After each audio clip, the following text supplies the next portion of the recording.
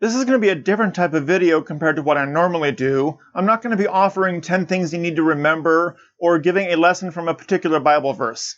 Instead, I want to talk about an article that was published yesterday, March 30th, 2020, about a pastor who was arrested in relation to coronavirus.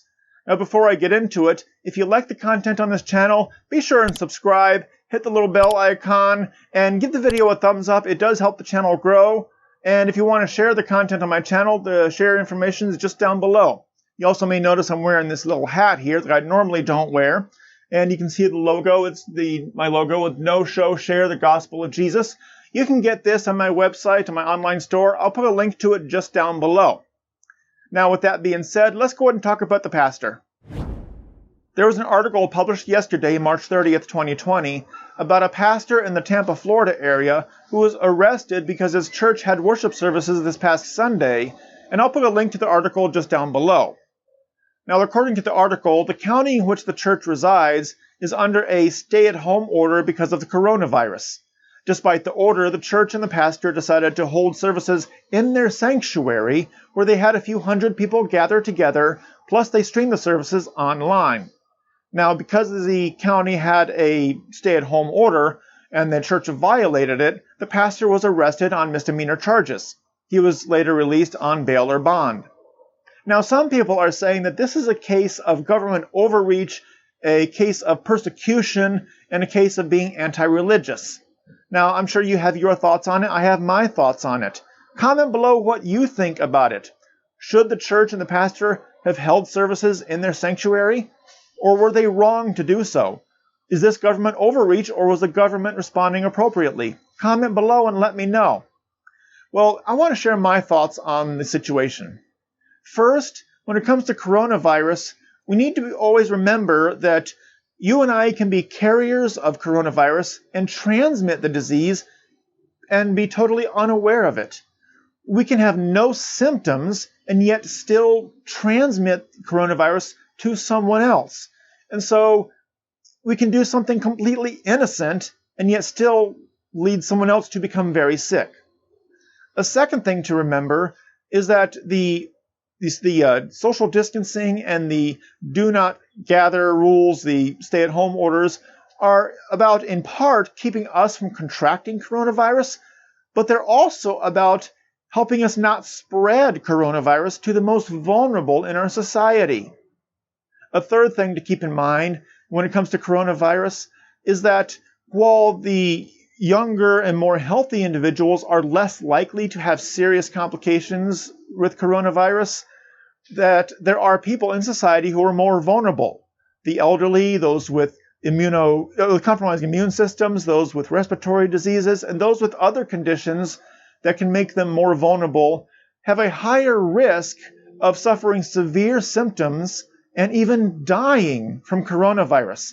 So far, thousands of people in our country, in the United States, have already died from coronavirus, and that number keeps climbing. And it's tragic that so many people have died. I don't want anybody to suffer and die from coronavirus or any other disease, and yet thousands are suffering and thousands have died. And we need to do what we can to try to protect those vulnerable people from suffering unnecessary death. Now, a third thing to keep in mind a fourth thing to keep in mind is that when it comes to worship services, there are options to stream services and stream activities online. There's YouTube, there's Facebook, there's other avenues for streaming a service or streaming activities on the web. And a church can take advantage of these. You can pre-record something and show it later. You can stream it live if you can do so and still remain within the government's orders of 10 or fewer or whatever your local or state government is ordering. But there are options to make services and activities watchable for people who can stay at home and still be engaged with your worship service or your activities at church. And you should take advantage of that. The church that I work at and go to, we are doing that. We are streaming things online for our congregation to stay engaged and yet still practice social distancing and be able to follow the orders here in DFW to stay at home. The last thing I want to mention when it comes to this is that when it comes to the social distancing rules and the stay-at-home orders that many governments are implementing or have implemented, I do not see this as being anti-religious. I do not see this as Christian persecution.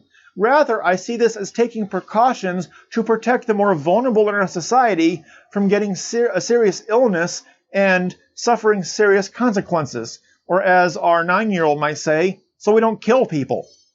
We need to do what we can to protect those that are more vulnerable, and these orders are meant to do that. And I believe that these orders will be temporary, life will be able to get back to normal, and churches will be able to gather as they once could. But in the meantime, we need to find other ways of doing ministry. We need to find other ways of reaching out to people. So here's my overall final thoughts. Coronavirus is dangerous. Coronavirus is deadly. We need to do what we can to help protect others around us from getting very sick and dying. We can spread the disease without even knowing, and we don't want to unintentionally, and especially not intentionally, make someone else sick and cause them to suffer and even possibly die. This is something we need to be aware of, and we need to act out of love for those around us. We need to love God and love others. And some ways that we can do that is to do what we can to protect people from getting something that can be dangerous to them. It's possible that you may have a friend or family member or someone you go to church with that has a condition that makes them very vulnerable, and you don't know about that condition, and yet you can spread coronavirus to them, and they can get very sick and maybe even die, and you never intended it. So we need to do what we can to show love to God and show love to others. Some ways that we can show love to others and show love to God is we can have a growing personal relationship with Jesus Christ. That is, we can know the gospel of Jesus. Another way we can show love for God and love for others is to show others the love by serving them. We can serve God and we can serve those around us. We can serve those around us by doing what we can to protect them. Another way we can show love for God and show love for others is by sharing the gospel with people. We need to proclaim the good news of Jesus Christ. We need to do what we can to show God our love and show others our love. We need to know, show, and share the gospel of Jesus Christ. This situation with coronavirus will pass. It is temporary, I believe, and we can get back to normal life eventually. But in the meantime, let's come together. We're in this together. As human beings, as Americans, and as Christians, we need to come together under the banner of Jesus Christ, help those around us, show love to those around us through our actions and through even our inactions of not being too close to them, and protect those in society. We as Christians spend lots of time trying to protect the unborn and others. We need to do what we can during this coronavirus pandemic to protect the vulnerable and help them have lives where they can spend longer time on earth knowing, showing, and sharing the gospel themselves. So let's have a conversation about this. What do you think? Was the church right? Was the church wrong? Is this government overreach, or did the government do what it was supposed to do? Comment below what you think. But remember, we are in this together, and we should know, show, and share the gospel of Jesus. So until the next time we meet in this video, next time I see you in a video, well, actually I won't really see you, but the next time I put out a video, know that I do love you. Jesus loves you more. And so until next time, keep knowing, showing, and sharing the gospel of Jesus. Have a great day, and God bless. If you enjoy the content on this channel, then check out the merch, MP3s, and more at johnrothra.com.